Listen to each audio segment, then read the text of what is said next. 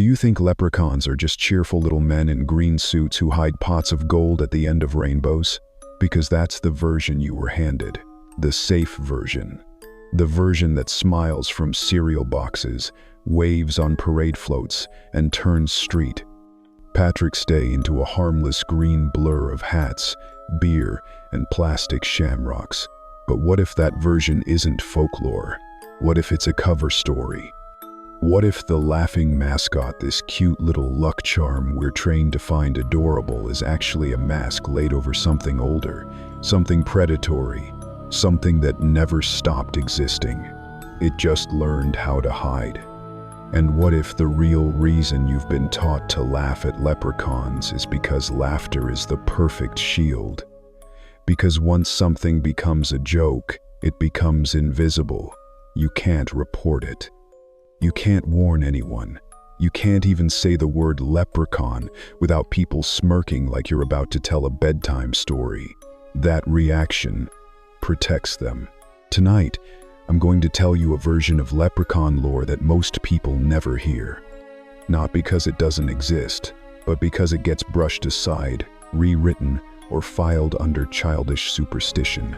We're going back to medieval Ireland, famine-era disappearances, suppressed investigations, and modern cases that follow the same pattern with disturbing consistency. And before you dismiss this as conspiracy or creepypasta, ask yourself a question. If leprechauns were always meant to be harmless, why do the oldest accounts describe them as cruel?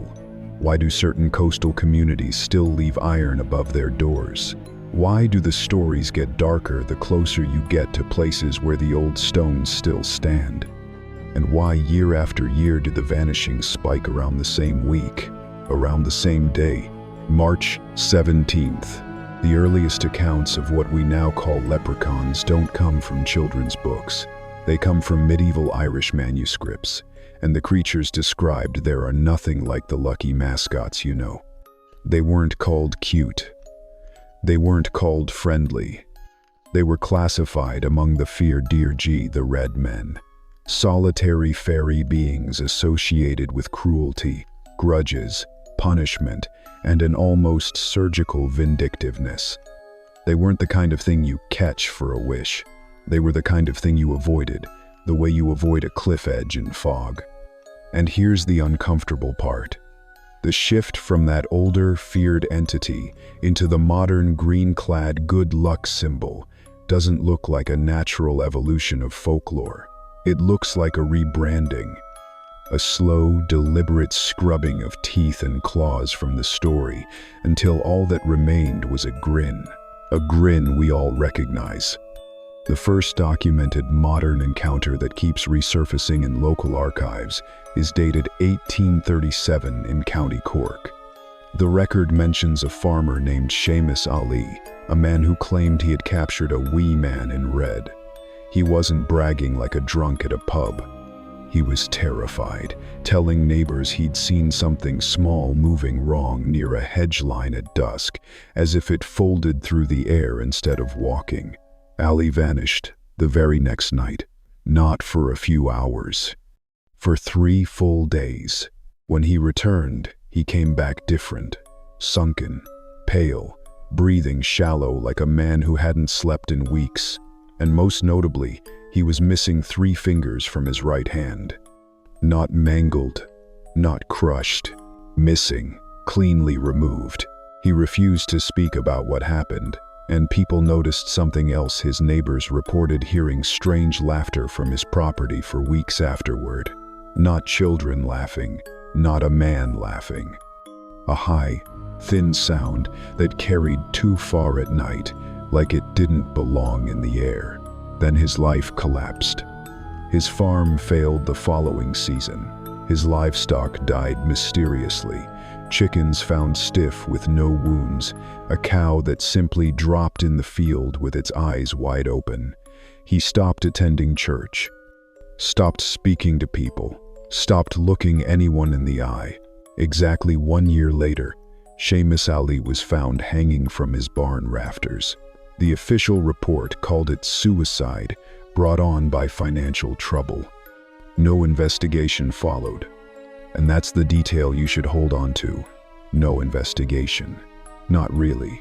Not seriously. Because what comes next is the part historians wave away as famine, hysteria. But the records don't behave like hysteria. During the 1,840 seconds, as the Great Famine tore through Ireland, reports of strange small figures increased sharply across rural areas. Starving people spoke of encounters with beings who offered food or wealth in exchange for small services. A favor, a promise, a deal. Those who accepted often vanished without a trace. Those who refused frequently found their families suffering sudden, accelerated starvation, as if misfortune itself had been triggered. Parish records from the time, written carefully by men who didn't want to appear foolish, document at least 17 cases where locals claimed they'd made deals with the little folk before disappearing. Authorities dismissed these stories as famine-induced delusion. Hunger does strange things, they said. People ran away, they said. But something else was happening. The descriptions began to change in a way folklore rarely does. Earlier accounts consistently described red-clad, solitary, malevolent beings, dearg-like figures. But by the mid-19th century, green clothing suddenly became common in reports. Folklore doesn't shift that uniformly without pressure, and the pressure had a name. In 1853, British folklorist William Toms published The Fables and Fairy Tales of the Irish Peasantry, introducing the first widely circulated sanitized leprechaun narrative. The creature became quirky, playful, a mischievous cobbler with a pot of gold instead of a predatory, solitary entity. Toms worked for the British Museum and maintained documented ties to occult societies in London. His original manuscript notes, sealed until 1972, were reportedly far darker than the stories he published. According to a librarian who saw them before they vanished, the notes described blood rituals, parasitic entities, and bargains that behaved more like transactions than fairy tales. Those notes are now missing from the British Library archives. By the early 20th century, especially in America, the transformation was complete. Leprechauns became luck charms, mascots, marketing tools, and reported encounters dropped not because the phenomenon ended, but because the narrative changed. Anyone who experienced something that didn't fit the cheerful image was dismissed, ridiculed, or diagnosed. In 1924, folklorist Aldrin Blackwood traveled to Western Ireland to investigate persistent rumors locals refused to discuss publicly. His privately published journals describe finding small, perfectly circular chambers beneath an ancient dolmen too small for adults, too deliberate to be animal dens. Inside were tiny handprints pressed into clay walls. Not children's hands. The fingers were too long, the palms too narrow. The ceiling, Blackwood wrote, was covered in miniature writing in no known language, alongside drawings depicting unmistakable human suffering. After members of his team reported seeing small figures watching them from the forest, Blackwood abandoned the investigation. His journals end with a warning. They are not what we think they are. They never were. God help us for our ignorance. Academics dismissed his work as fiction. 2 years later, the chambers were allegedly destroyed by a landslide, despite no geological record of one ever occurring. And that became the pattern. In 1947, anthropologist Margaret Calloway began researching links between leprechaun folklore and missing persons cases in Irish immigrant communities in the northeastern United States. She identified a statistical spike in disappearances around March 17th, particularly among children and the elderly. After presenting her findings at Boston University, her career ended overnight. She was committed to Denver State Hospital for delusional paranoia. Records show she claimed to be watched by something small hiding in shadows. She died 3 months later of unexplained liver failure. Her research notes were destroyed in an office fire before review. And this is where people usually say, folklore is just weird. But folklore doesn't commit witnesses to hospitals. Folklore doesn't seal sites. Folklore doesn't erase archives. Something else does. Before we go deeper, because the next part gets genuinely unsettling if you're into these long, story-driven investigations where folklore stops being cute and starts feeling real, take a second and subscribe. It tells the algorithm this kind of content matters, and it keeps you from missing the next deep dive. Alright, back to it. In 1972, during the height of the Troubles in Northern Ireland, a construction crew excavating land near Belfast uncovered something they couldn't explain. 20 feet underground was a circular stone chamber. Inside were small skeletons, first assumed to be children. A forensic examiner, Dr. James Harrington, quietly noted anomalies that were never made public: limbs too long, eye sockets too large, teeth unlike anything in medical records. Before proper documentation could happen, the site was sealed by government officials for archaeological significance. No findings were released. The housing project was quietly moved.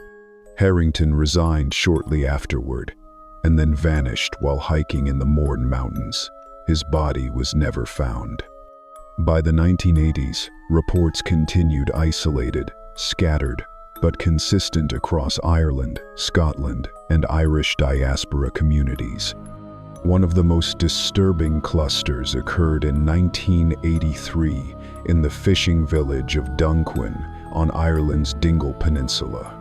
It began on March 10th and ended exactly on March 17th.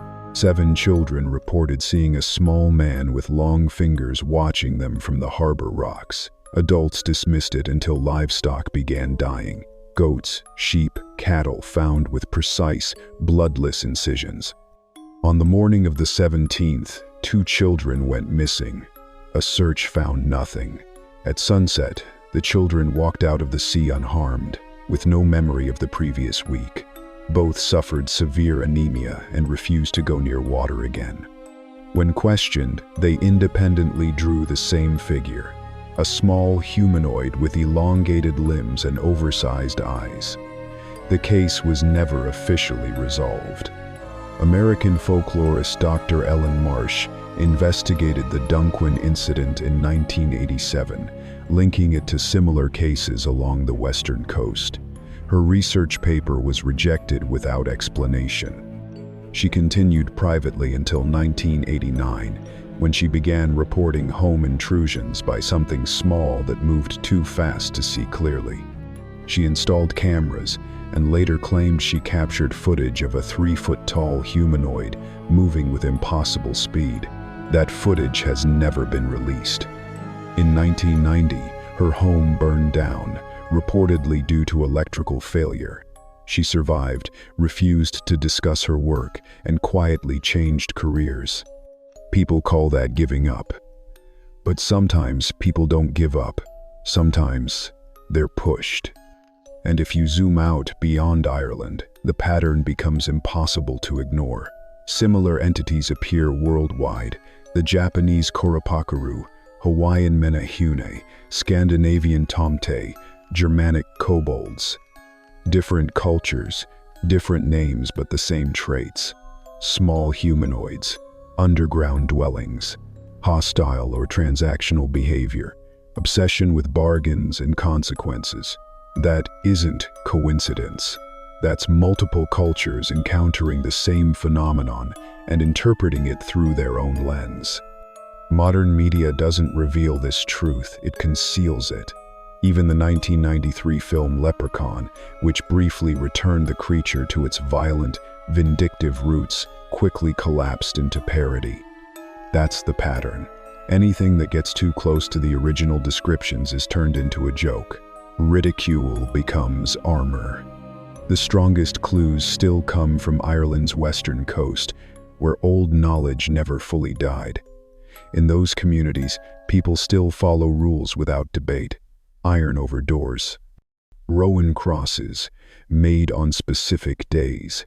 Salt across thresholds. Stones never disturbed. Paths never walked at night. Not folklore. Survival. In 2003, cultural anthropologist Shaw Murphy spent 6 months in these towns recording oral histories. Again and again, people mentioned the agreement, an unwritten pact involving offerings, boundaries, and taboos. Most couldn't explain what would happen if it was broken, but every single one of them was afraid. Murphy returned to Dublin to organize his findings. 3 weeks later, he was found dead in his office.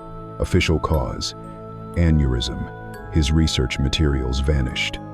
His family said that in his final days he became paranoid, claiming he was being watched by something he couldn't clearly see.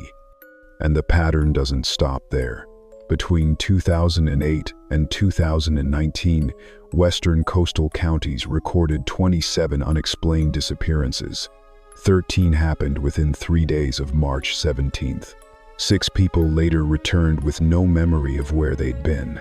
4 came back, changed rapid weight loss, anemia, strange markings. None would talk. 17 were never found. In 2017, marine biologist Dr. Fiona Kelly photographed what she thought was a child among the rocks near the cliffs of Moher. Later, she noticed the proportions were wrong: limbs too long, head too large. When she returned the next day, she found symbols carved into stone that hadn't been there before. Symbols matching the ones described in Blackwood's 1924 journal. She reported it. Nothing happened. 3 months later, she resigned after reporting home intrusions and whispering voices at night. She moved to New Zealand and refuses to speak about it. Then there's Boston, March 2023. 7-year-old Michael Collins vanished from his bedroom on March 15th. Cameras showed no entry, no exit, nothing. Exactly 7 days later, he reappeared in the same room, severely dehydrated, anemic, but alive. He only said he'd been underground with the small people and that they wanted him to stay forever. The family relocated soon after. The case file is still open, but quiet. So what connects it all isn't just the descriptions, it's what happens afterward. Suppression, ridicule, rewriting, witnesses get labeled unstable, notes disappear, sites get sealed, evidence gets destroyed, and the timing keeps showing up like a signature, March 17th. Think about how St. Patrick's Day works. Crowds, noise, alcohol, distraction, perception dulls. Green covers everything, perfect camouflage for something small and fast. Disappearances are easier to miss. Fear gets buried under laughter. The celebration creates ideal conditions for something to move unseen. And the friendlier the leprechaun image becomes, the safer the real thing gets. Because if you reported seeing a leprechaun today, you'd be laughed out of the room. That mockery isn't just social, it's a shield. It makes the phenomenon self-hiding. So, what are they? The consistent details suggest something ancient that adapts. Early accounts describe direct encounters. Later ones shift into shadows, speed, and silence. Eventually, it hides behind its own commercial mask. And what do they want? The anemia, the missing time, the bloodless incisions, the bargains. None of that looks mischievous. It looks parasitic, transactional. They take something vital: blood, life force, time, and sometimes offer something back. But the deal is never equal. It never ends clean. Now you might be thinking, this is insane. That's fine. That reaction is trained. That disbelief is the shield. Because when was the last time you saw a realistic depiction of these things in media? Elongated limbs, oversized eyes, predatory behavior. Those details have been scrubbed away and replaced with a grin and a pot of gold. Even when horror tried to bring the darkness back, it got turned into parody. That's why the oldest warning in folklore is never "they don't exist." It's don't make a deal, don't follow, don't accept gifts, don't cross the boundary.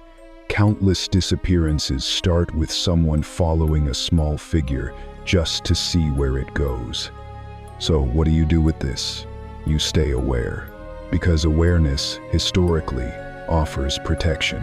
Iron, salt, rowan, boundaries, old rules that look silly until you realize they were built by survivors.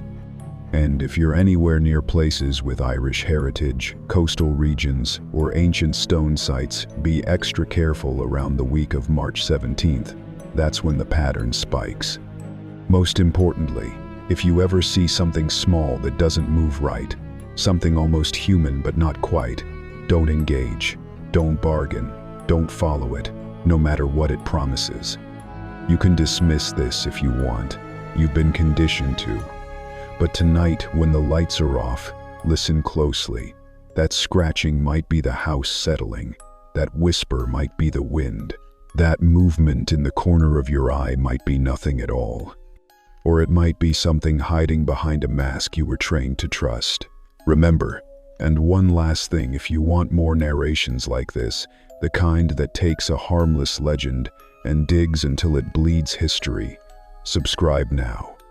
Because the stories we sanitize the most are usually the ones that were trying to warn us first.